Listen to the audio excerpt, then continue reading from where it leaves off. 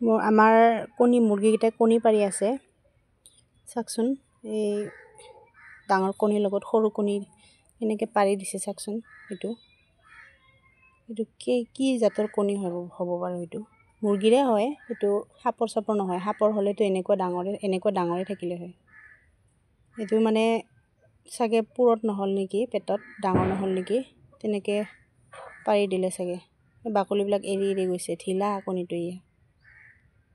চাওকচোন ইমান সৰু কণী, কিয় বা এনেকৈ পাৰিল নাজানো আৰু। বেমাৰ চেমাৰ হৈছে নেকি মুৰ্গীবিলাকৰ।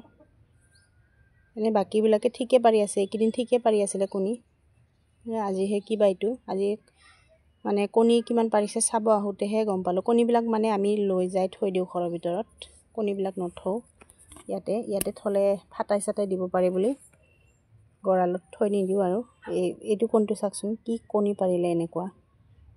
আপোনালোকৰ হয় নেকি এনেকুৱা? জনাব দেই কমেণ্ট কৰি। কাৰ হৈছে প্লিজ কৈছোঁ, সকলোৱে জনাব। নহ'লে মই মানে কিয় পাৰিছে, কিয় এনেকুৱা হৈছে, মই চিন্তাই লাগি থাকিব এতিয়া।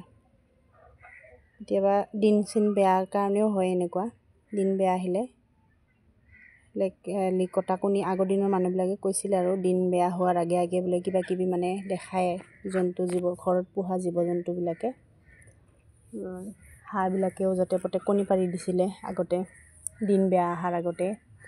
সেইটো তেনেকৈ কৈছিলে আৰু। ভগৱানে নকৰক দেচোন, সকলো ভালে থাকক চবে। আপোনালোকে ক'ব দেই, জনাব।